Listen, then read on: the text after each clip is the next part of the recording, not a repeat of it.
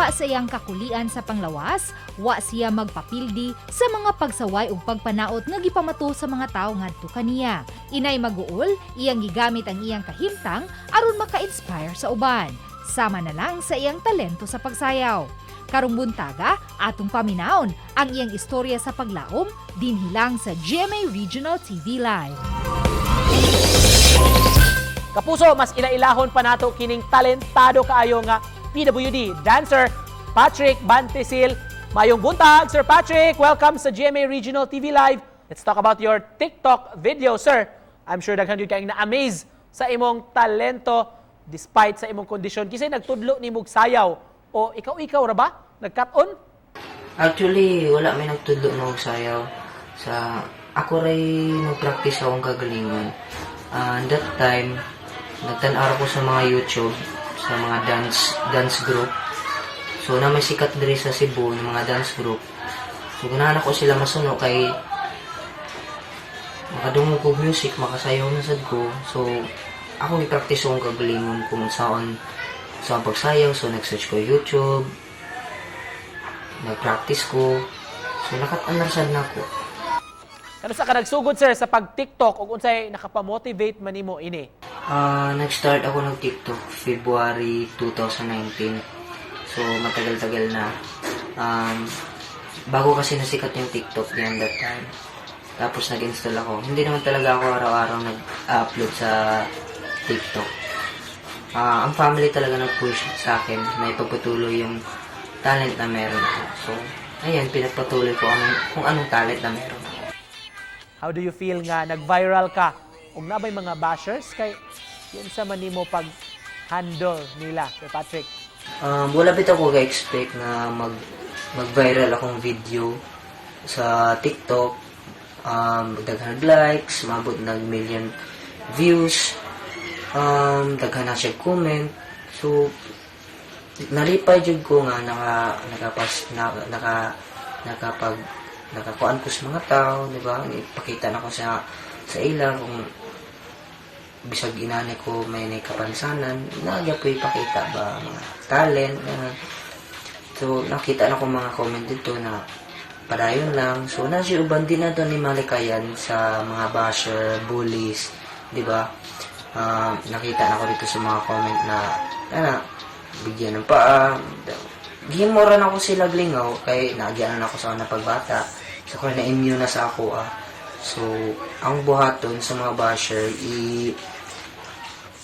i-do it na ako sila or i-mention na mo ni, ako ang gibuhat ninyo, na kaya ninyo mo, na.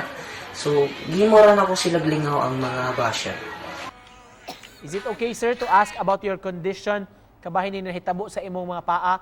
How did you overcome your fears and mga challenges ini? So, sa una daw, sa mabdus pa akong mama, so, ang akong nanay may nagstorya sa kuha, sa mabdus pa daw sa mama, napaka daw sa kustiyan sa akong mama, sige daw siya kaog manok, na taga-sudan niya, manok, inana. So, pag anak daw na ako, mamudan to ang tiil, inani, kay nalihian og manok. So, ako matubo mo di, ako matubo ko, kay ako man gipanganak, diba? So, gipanganak na ko, pag nanakoy buot, nangutan ako sa mama kung nawins ako, anong inani ko pag-anak, anong inana sila, taas sila. So, ingon sa mama nga, sige lang doon, kaya mga managhatag, sige na. So, dawat rasan ako. So, nagngutan ako, nakalakaw ako dayon. Mararaw daw kong normal nga bata nga nakalakaw ra dayon sa saktong buwan. So, nag-elementary ko, na dito na ako nakakuha ng bullies. Kaya sinusunuan ako paglakaw, sa paglakaw. Sigitan ako, pungkol, mga bad words. So, every na mabuli ko, muli ko sa mua, na akong pasangal sa mga man ako nga, wala ra, nagsakit akong tiyan, na kay di ko ganahan ng gubot. Di ko ganahan nga, na mag-away-away, kay pinsa manggubta para ko, diba? So, that time na naka-amgo na ko, nakahunaw na sa ko nga, na akong family sa akong side nga mo suporta. So nagpadayon ako kung unsay gusto nako na makuan sa future. So nagpadayon ako, wala na ko tagda mga bully, pero di nyo ito maaalikayan, di ba? So di lang ako idibdib. So bata pa ko, nadibdib na ko, pero karon na-immune na ko. So Sir, how did this condition change your life?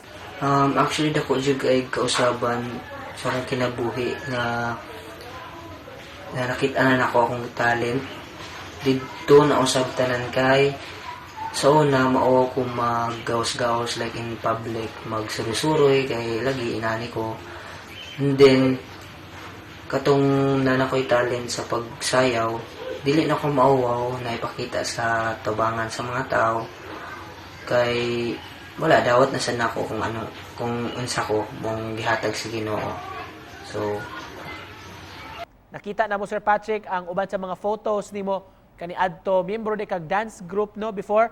What motivated you to join, o how does it feel to be in a group? yes, naagi pong ko'y dance group hantod karon. Sa una, mga kauban ako, mga si ate nako, mga tito nako, mga igagaw, mga kadugo ra.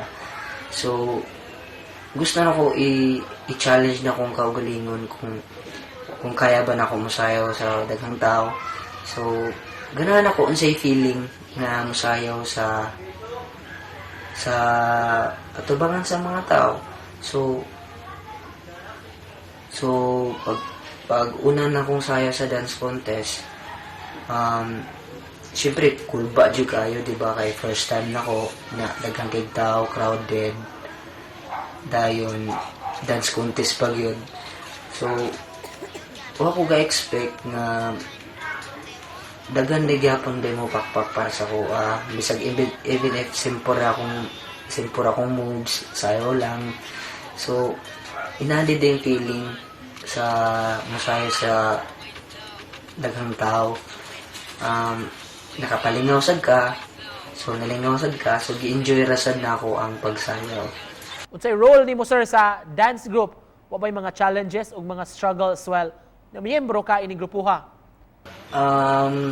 Ang role nako sa sa pagsayaw, musud ako sa tunga-tunga sa music. Silbi surprise siya ba? Silbi logo makana mga tao nga surprise.